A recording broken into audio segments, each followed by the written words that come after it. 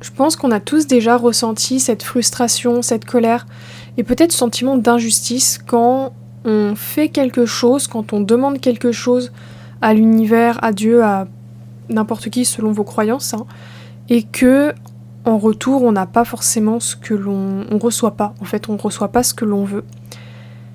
Et c'est quelque chose que j'ai vécu dernièrement, il y a 2 semaines, quelque chose comme ça. J'ai participé à un événement et j'ai posé une intention qui était complètement réalisable, hein, au vu des circonstances, etc. C'était pas quelque chose de fou, mais ça s'est pas réalisé et j'étais un peu dans le questionnement. Je me suis dit pourquoi ça marche pas, pourquoi ça s'est pas réalisé alors que tout était là pour que ça se réalise, tout simplement. Et synchronicité, je crois que c'était le lendemain ou un truc comme ça au réveil, donc quelques heures plus tard, où il y a un post qui apparaît et qui dit qu'en fait, on ne reçoit pas forcément ce que l'on veut, mais ce que l'on est prêt à recevoir. Et en fait, ça a fait tilt, et c'est ce que j'ai partagé dans ce message du coup, c'est que des fois, on ne reçoit pas, non pas parce qu'on n'est pas digne de le recevoir, ou parce que on est destiné à avoir une vie frustrante où aucun de nos rêves se réalise, etc. C'est qu'en fait, c'est en train de se réaliser, c'est en train de se manifester, ta prière, elle a été entendue, c'est en train de se concrétiser, mais il faut que tu passes par des étapes pour être pleinement OK avec ça. Parce que ton cerveau, en fait, et c'est pour ça qu'il y a des croyances limitantes, etc., ce que tu vis, il y croit. En fait, ton cerveau a besoin de preuves pour croire en quelque chose, pour se sentir digne, etc.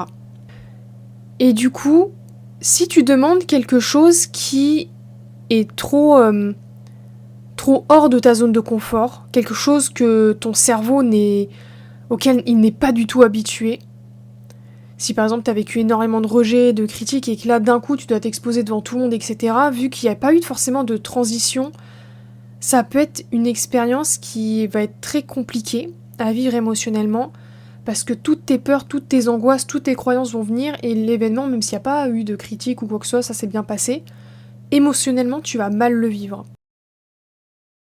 Et là c'est vraiment ce que j'ai compris, c'est que t'as pas reçu spécifiquement ce que tu as demandé, parce que tu es sur le processus pour le recevoir. Donc non, l'univers ne t'a pas abandonné, la vie ne t'a pas abandonné, tu n'es pas destiné à avoir une vie frustrante, tu n'es pas censé galérer à recevoir tes rêves, etc. parce que c'est ton évidence, tu es destiné à les vivre, mais il faut que tu aies un temps d'adaptation, il faut que tu te prouves en fait que c'est possible, que c'est réalisable. Et pour ça, pour te prouver, il faut que tu vives des expériences progressivement.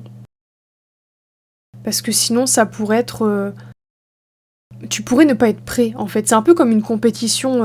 Les gens qui ont fait les JO, par exemple, ils se sont pas levés le matin en disant « je participe aux JO » et voilà.